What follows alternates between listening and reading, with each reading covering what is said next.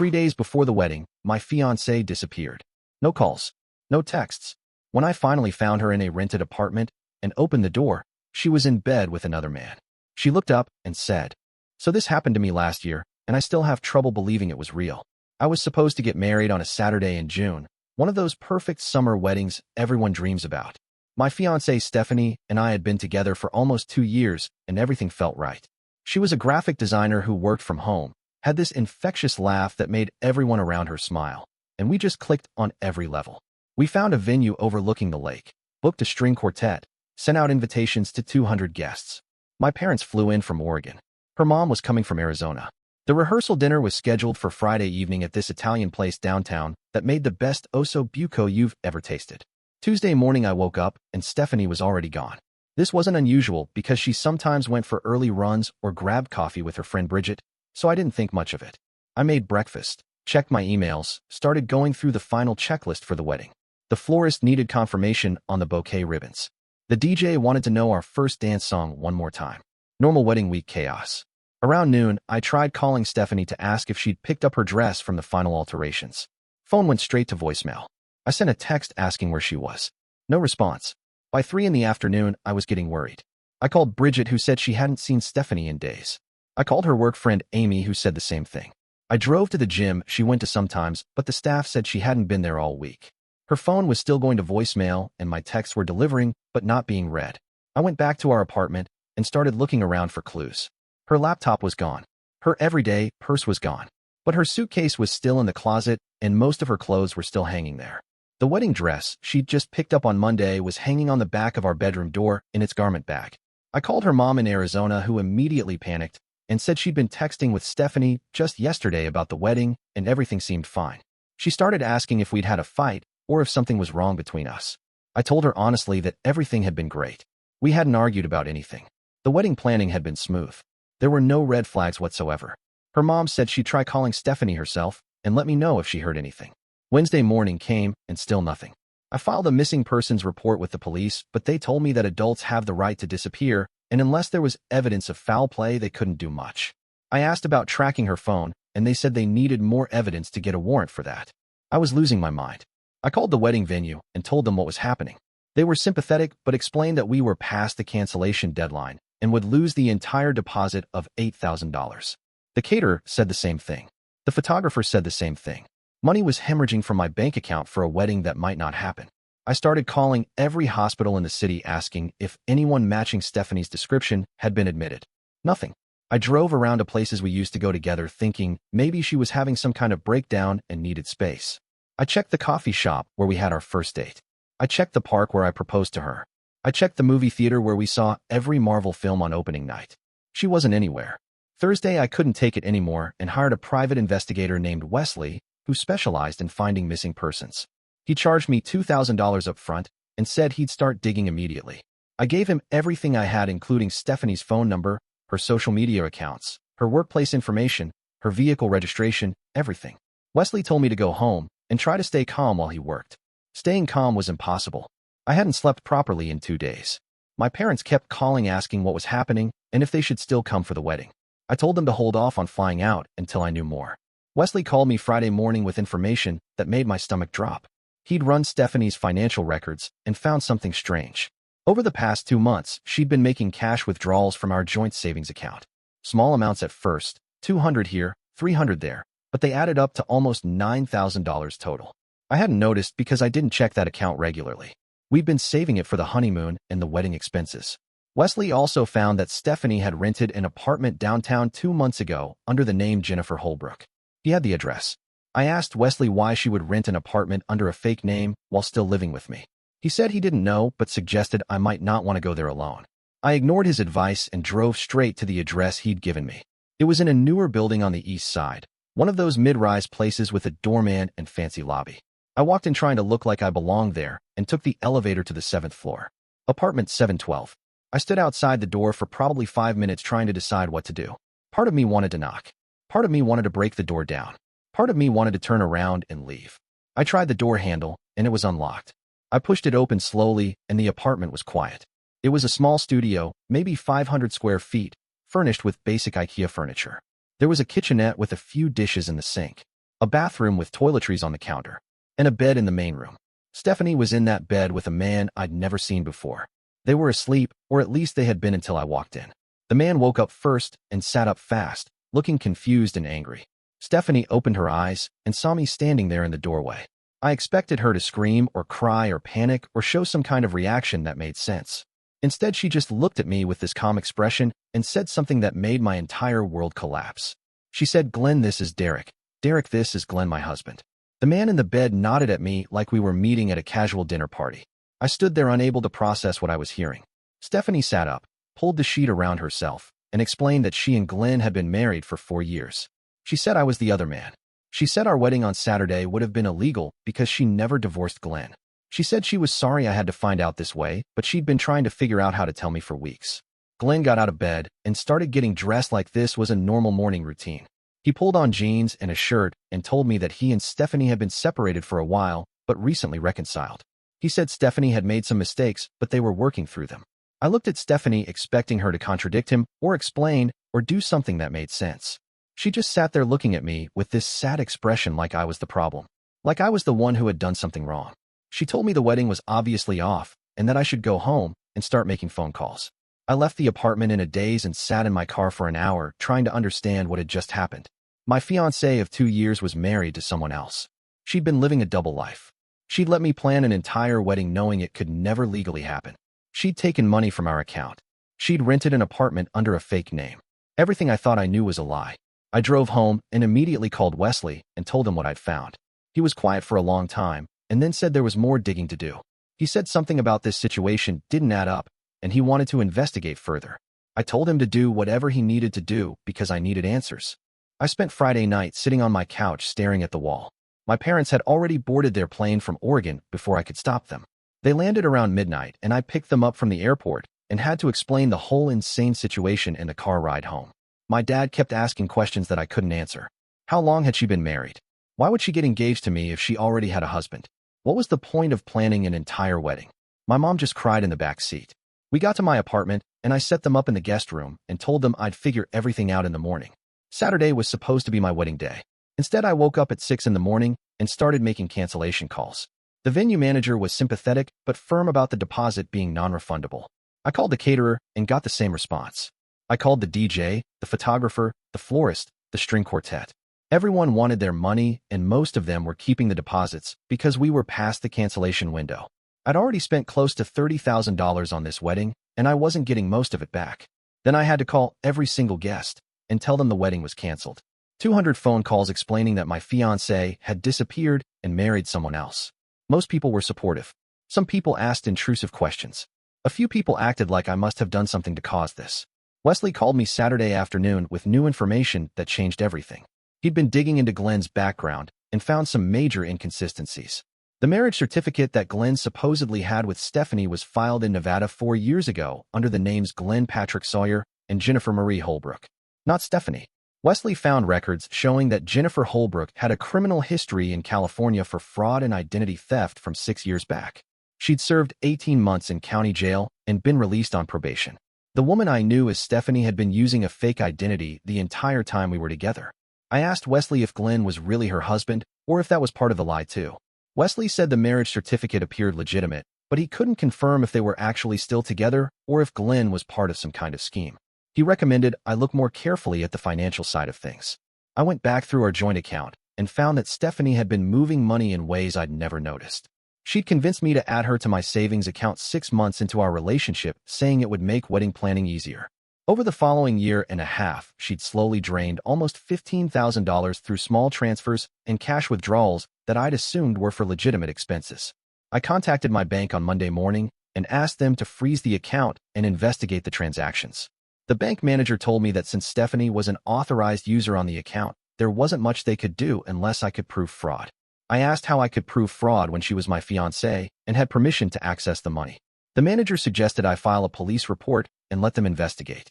I went to the police station and filed a detailed report explaining everything that had happened. The detective who took my statement looked tired and skeptical.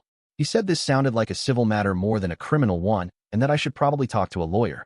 Wesley kept digging, and on Tuesday, he found something that made my blood run cold. He'd located another man named Robert Chun who had almost the exact same story as me. Robert had been engaged to a woman named Monica who disappeared 3 days before their wedding last year. Robert had lost over $20,000 in wedding deposits, and Monica had cleaned out their joint savings account of another $12,000 before vanishing. Wesley showed me photos of Monica, and it was definitely Stephanie. Same face, different hair color, slightly different style, but unmistakably the same woman. I contacted Robert through Wesley, and we met for coffee on Wednesday. Robert was a software engineer in his 30s, a quiet guy who seemed emotionally destroyed by what had happened to him. He told me the whole story, and it was like listening to my own experience. Monica had been charming and wonderful and perfect. They'd planned a destination wedding in Mexico. 3 days before they were supposed to fly out, Monica disappeared. Robert tried finding her, but eventually gave up. The police told him the same thing they told me about it being a civil matter. Robert had assumed Monica had cold feet or was dealing with some personal crisis. He never imagined it was a calculated con. Robert said he'd tried investigating on his own after she disappeared and found some strange things. Monica had rented a post office box where she'd been redirecting mail. She'd opened a credit card in Robert's name without his knowledge and maxed it out before disappearing. She'd sold some expensive jewelry he'd given her at pawn shops around the city. Robert estimated she'd taken or stolen close to $40,000 from him total when you added up the wedding costs, the joint account, the credit card fraud, and the jewelry. He'd spent the last year trying to rebuild his credit and his life. I asked Robert if he'd ever met anyone named Glenn or if Monica had claimed to be married to someone else. Robert said no. Monica had simply vanished, and he'd never found out where she went or why she did it. The fact that Stephanie had used a different exit strategy with me suggested she was adapting her methods. Maybe the fake husband reveal was a new tactic to make victims give up the chase faster. Robert agreed to share all his documentation with me and Wesley. We had 2 confirmed victims now, and a pattern was emerging. Wesley suggested we hire a forensic accountant to track where the money had gone. I was already in deep financially, but I agreed because I needed answers more than I needed to preserve my savings. The accountant was a woman named Trisha Valdez, who specialized in fraud cases. She took all the financial records from both me and Robert and started building a timeline. Within 3 days, Trisha had traced several of the cash withdrawals to deposits made into accounts under different names. The money was being funneled through multiple accounts and then transferred to offshore banks. This wasn't some woman with cold feet or commitment issues. This was organized financial crime. Trisha found something else that made everything click into place. The apartment Stephanie had rented wasn't under Jennifer Holbrook's name like Wesley initially thought. It was under a third identity, Ashley Marie Foster. Trisha discovered that Ashley Marie Foster had rented apartments in 4 different cities over the past 3 years. Each apartment was rented around the time a man would have been planning a wedding with someone matching Stephanie's description. The apartment wasn't where she lived with Glenn. It was a prop, a set piece designed to crush me emotionally and make me walk away without fighting back. I went back to that apartment building with Wesley on Thursday morning. We talked to the doorman who remembered seeing a woman matching Stephanie's description, but said she rarely stayed there overnight. He said she'd come and go during the day, but he'd never seen her with any man. The bed scene with Glenn had been staged specifically for me to find. They'd been waiting for me to track her down so they could perform that devastating reveal and send me away broken and confused. It had almost worked. Wesley located the building's security footage, and we spent hours watching it. Stephanie had visited the apartment maybe 10 times over the 2 months she'd rented it. Glenn appeared in the footage exactly twice, both times in the week leading up to my wedding. They'd set up the scene and waited for me to arrive. The level of calculation was staggering. These people had planned every detail to maximize emotional damage while covering their financial tracks. I asked Wesley what I should do next. He said we needed to find more victims and build a case strong enough that the police couldn't ignore it. He said people like Stephanie or Jennifer, or whatever her real name was, usually didn't stop at 2 or 3 victims. They kept going until someone stopped them. We needed to be the ones who stopped her. I agreed and told Wesley to expand his search. I wanted to find every man she'd scammed and build a case that would put her in prison for years. By Friday, Wesley had found a third victim named Keith Donnelly who'd lost $35,000 to a woman named Veronica 2 years ago. Same pattern, same disappearance, same devastation. Keith was married now to someone else and had moved on, but he was willing to share his story and his evidence. We had 3 victims, 3 fake identities, and over $90,000 in confirmed theft. The scope of what Stephanie had done was becoming clear, and it was so much worse than I'd imagined. Wesley and I met with Robert and Keith at a coffee shop downtown the following Tuesday. It felt surreal sitting around a table with 2 other men who'd been destroyed by the same woman. We spread out all our documentation across the table and started comparing notes. The patterns were impossible to ignore. Each of us had met Stephanie or Monica or Veronica through online dating. Each relationship had lasted between 18 months and 2 years. Each of us had proposed within the first year. Each wedding had been expensive and elaborate. Each of us had added her to our bank accounts within 6 months of dating. And each of us had been abandoned exactly 3 days before the wedding. Keith brought up something I hadn't considered. He said Veronica had insisted on expensive engagement gifts throughout their relationship. Designer handbags, jewelry, electronics, always with the reasoning that she wanted to feel appreciated and loved. Keith had spent thousands on these gifts thinking he was making his future wife happy. After Veronica disappeared, Keith tried to track down some of the items and discovered she'd sold most of them within weeks of receiving them. The jewelry had been pawned. The handbags had been sold on consignment websites. The electronics had been flipped on Craigslist. She'd converted his love into cash systematically. I realized Stephanie had done the same thing to me. The Cartier bracelet I'd bought her for our first anniversary had disappeared from her jewelry box months ago. She'd said she lost it at the gym. The laptop I'd given her last Christmas because she said her work computer was dying had never been at our apartment. She'd claimed she kept it at a co-working space. The designer watch I'd bought for her birthday was gone too. She'd told me it was being repaired. All of it had been sold. All of it had been converted to money that was now sitting in some offshore account. Robert pulled out his phone and showed us something he'd found. There was a private Facebook group for victims of romance scams where people shared their stories and tried to identify repeat offenders. Robert had posted Stephanie's photo in the group and gotten responses from 4 more men. For additional victims we didn't know about. Wesley immediately contacted each of them, and by the end of the week, we had their full stories. A man named Oliver from Seattle who'd lost $42,000 to a woman named Christine. A man named Felix from Denver who'd lost $38,000 to a woman named Diane. A man named Raymond from Boston who'd lost $51,000 to a woman named Patricia. And a man named Vincent from Miami who'd lost $47,000 to a woman named Elizabeth. We compiled everything into a single document. 7 confirmed victims across 5 states over the past 4 years. Total financial damage of over $400,000. Every single victim had been professional men in their 30s with stable incomes and good credit. Every single relationship had followed the same timeline. Every single wedding had been canceled at the last possible moment to maximize non-refundable deposits. The woman used different names and slightly different appearances, but it was always the same face underneath. Jennifer Holbrook had been running this scam systematically and successfully for years. Wesley dug deeper into Jennifer's background and found warrants for her arrest in California, Nevada, and Oregon for various fraud charges dating back almost a decade. She'd served time once, but had been operating freely since her release by constantly moving and using fake identities. Glenn's real name was Glenn Patrick Sawyer, and he had his own criminal history. Fraud, identity theft, forgery. He'd served 3 years in federal prison and been released 4 years ago right around the time the marriage certificate with Jennifer was filed. They weren't husband and wife in any meaningful sense. They were partners in crime. Wesley discovered that Glenn played different roles depending on what the situation required. For me, he'd been the husband designed to make me feel like an idiot and give up. For Oliver in Seattle, Glenn had been Jennifer's abusive ex-boyfriend who showed up threatening her, and Oliver had given her $10,000 to escape and start fresh. For Raymond in Boston, Glenn had been her dying father who needed expensive medical treatment that insurance wouldn't cover. Glenn and Jennifer were running multiple scams simultaneously using different angles and different emotional manipulations. Tricia, the forensic accountant, tracked the money flow and found that Jennifer had been depositing funds into accounts in the Cayman Islands and Panama. She'd built a network of shell companies and fake identities specifically designed to hide assets from law enforcement. The offshore accounts held over $600,000 when Tricia finally mapped everything out.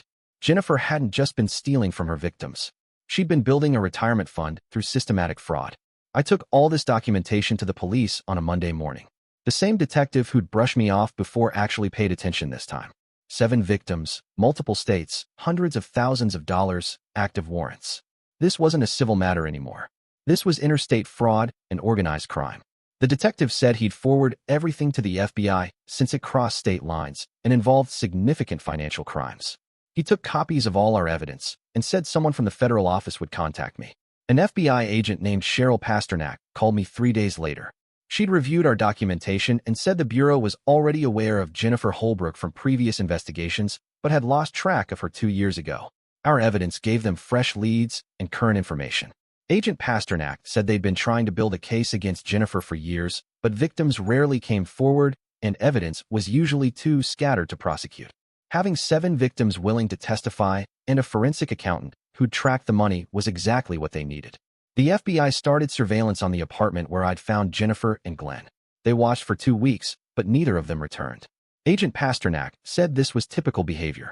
Once a victim got close to the truth, Jennifer would abandon that identity and location and start fresh somewhere else. They were probably already setting up new scams in a different city with different names and different targets. The FBI expanded their search and started monitoring the offshore accounts Tricia had identified. Wesley found something interesting while going through Jennifer's known associates. She had a sister named Corinne Holbrook who lived in Austin, Texas. Corinne had no criminal record and seemed to be living a normal life working as a dental hygienist. Wesley contacted Corinne pretending to be an old friend of Jennifer's, trying to reconnect. Corinne told Wesley that she hadn't spoken to her sister in over a year and didn't know where she was. She said Jennifer had always been troubled and had cut off contact with the family after getting out of prison. Corinne seemed genuinely upset about her sister's choices and said she tried to help Jennifer get on the right path, but Jennifer refused. Agent Pasternak got a break 3 weeks later. One of the offshore accounts showed activity. A transfer was being prepared to move funds to a bank in Costa Rica. The FBI traced the request to an IP address in Dallas. They coordinated with local law enforcement and started monitoring the location. It was a rental property in a suburb north of the city. Surveillance confirmed that Jennifer was living there under the name Susan Wright. Glenn was there too. They were laying low but preparing to leave the country once the money transfer completed. The FBI moved fast. They got warrants and organized a raid for early morning when Jennifer and Glenn would likely be home. Agent Pasternak called me the night before and asked if I wanted to be there when they made the arrest. I said absolutely.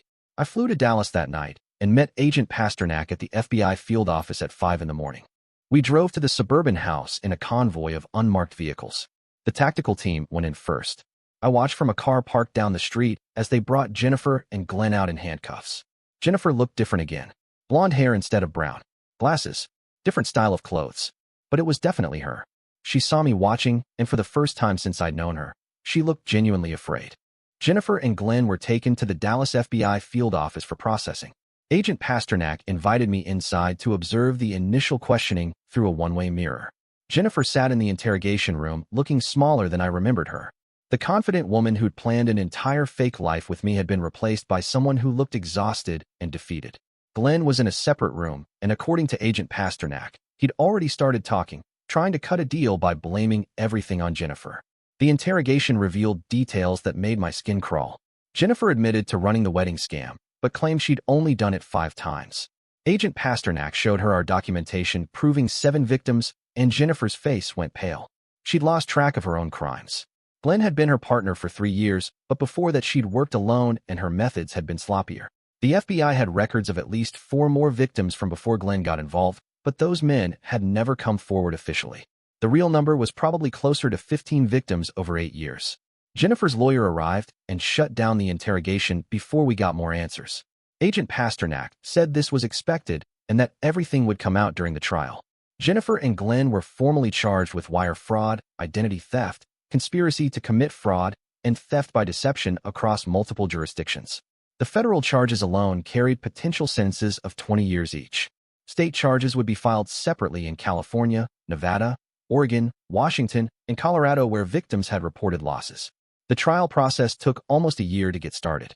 The federal prosecutors wanted to build the strongest possible case, and that meant coordinating testimony from all 7 of us and gathering every piece of financial evidence.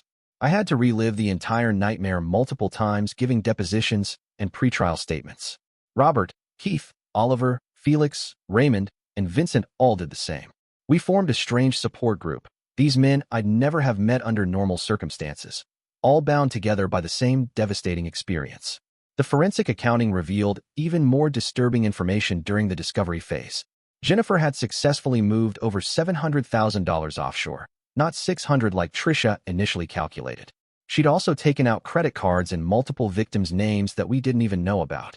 The identity theft charges multiplied as prosecutors uncovered the full scope of her financial crimes. Glenn had his own separate operation running where he'd been catfishing wealthy women online and convincing them to invest in fake business opportunities. He'd stolen another $200,000 through that scheme.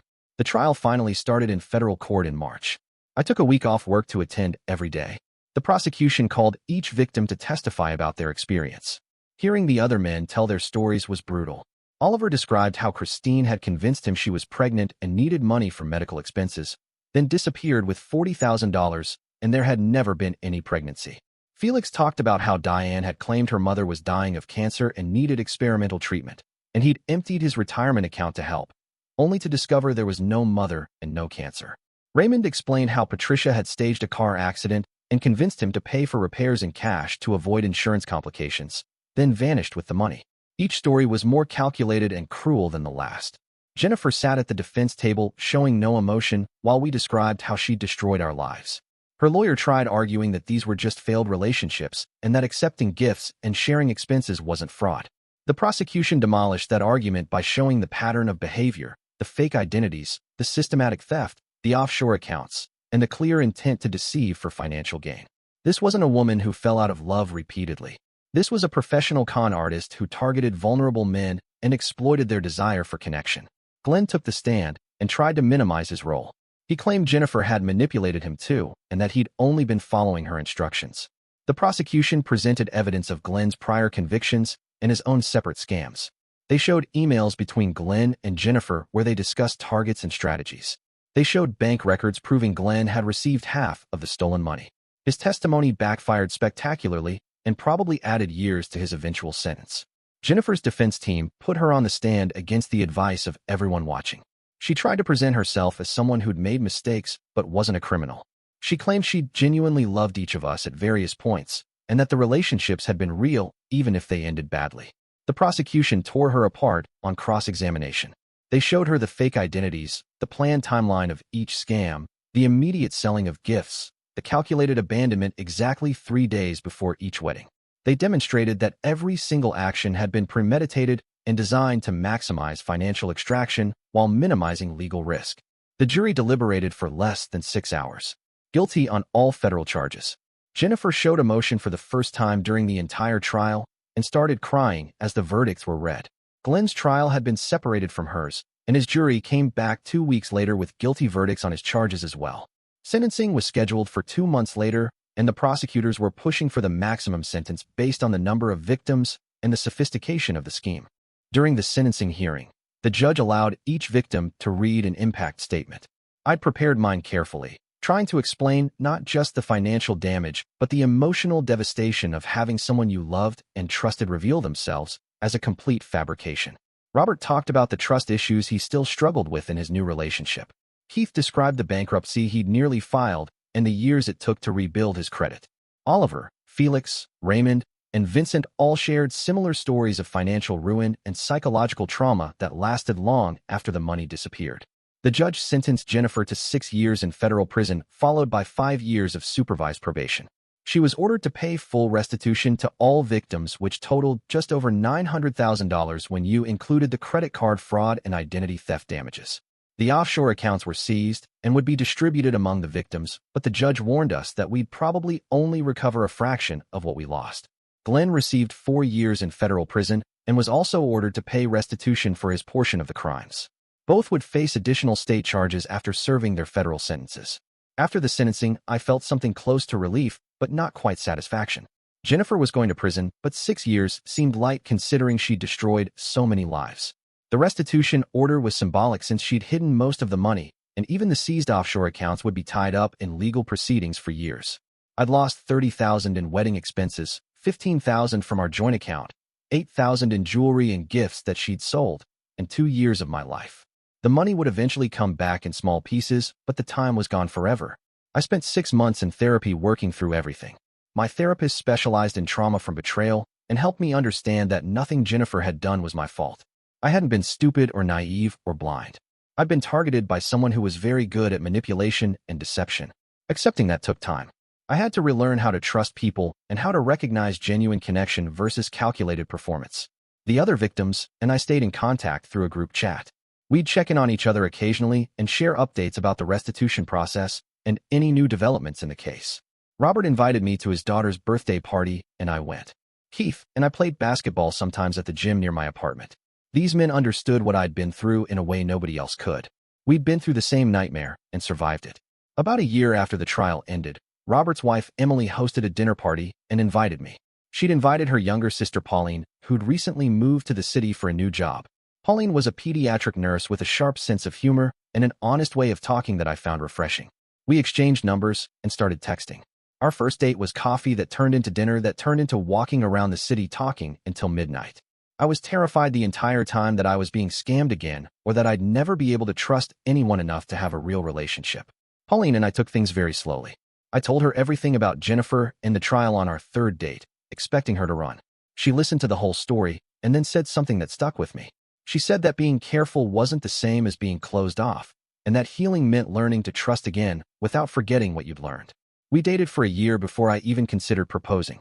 When I finally did propose, it was simple and small, just the two of us on a hiking trail with no expensive ring or elaborate plans. She said yes. We got married at City Hall with 20 people present, including my parents, her family, and Robert and Keith, who'd become genuine friends.